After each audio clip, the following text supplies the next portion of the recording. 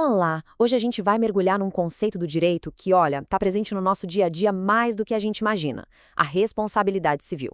Parece complicado, né? Mas no fundo a ideia é responder uma pergunta bem simples. Quando alguém causa um dano a outra pessoa, quem é que paga por isso? E para a gente entender bem como isso funciona, vamos pensar num caso que aconteceu de verdade. A cena é a seguinte: um pai leva a filha, de só 3 aninhos, para visitar uma concessionária de carros importados, daqueles bem caros. Enquanto o pai está lá distraído, admirando as máquinas, a menina pega uma pedrinha e, bem, resolve fazer arte na lataria de 10 carros novinhos em folha. O resultado? Um prejuízo gigantesco. E aí? Fica a pergunta, né? Quem é que arca com esse prejuízo todo? A criança que não tinha noção do que estava fazendo? O pai? Ou será que a concessionária é que tem que assumir o prejuízo? A resposta não é tão simples, e é justamente para resolver pepinos como esse que existe a tal da responsabilidade civil. No direito brasileiro, esse tipo de problema tem um caminho bem claro para ser resolvido. O conceito-chave por trás de tudo é exatamente esse que a gente está conversando: a responsabilidade civil. Então, o que é isso, afinal? Pensa assim: é o dever que a lei impõe de consertar um estrago que foi feito por outra pessoa. É como se a sociedade tivesse uma ferramenta para restaurar o equilíbrio. Quando alguém sofre um prejuízo, a balança pende para um lado. A responsabilidade civil vem para colocar essa balança de volta no lugar. A regra número 1 é não prejudicar ninguém. Quando essa regra é quebrada, nasce a obrigação de reparar. Tá, mas como é que a lei decide quem tem que indenizar? É quase como uma receita de bolo, sabe? Precisa de alguns ingredientes essenciais. Se todos eles estiverem ali, na medida certa, pronto, temos a obrigação de reparar o dano. E os 3 ingredientes que não podem faltar de jeito nenhum são estes.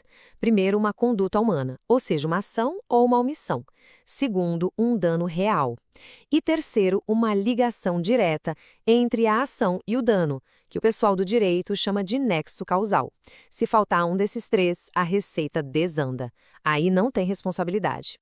O primeiro ingrediente, então, é a conduta. E aqui tem um detalhe importante.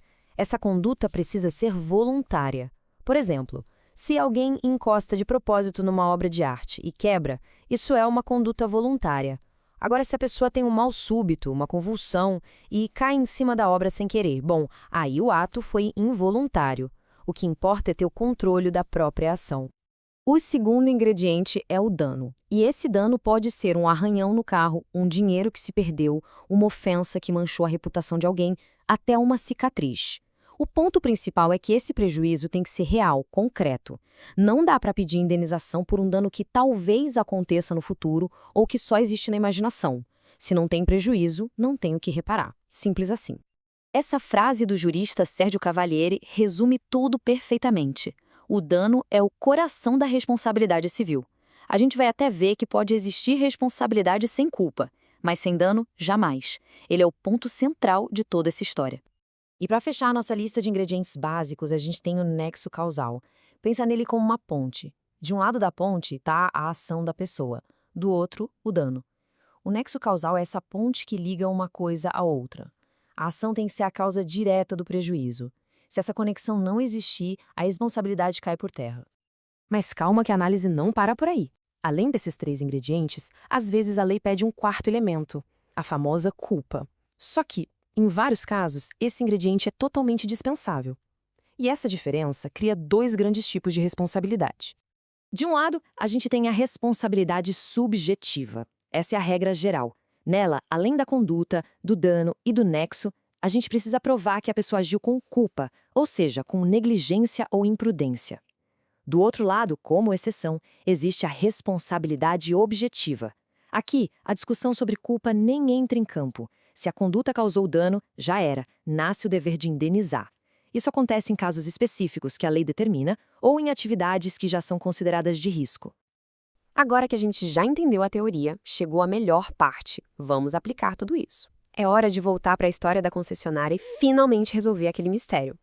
Com todas essas peças do quebra-cabeça na mão, vamos voltar à pergunta que deu início a essa nossa conversa.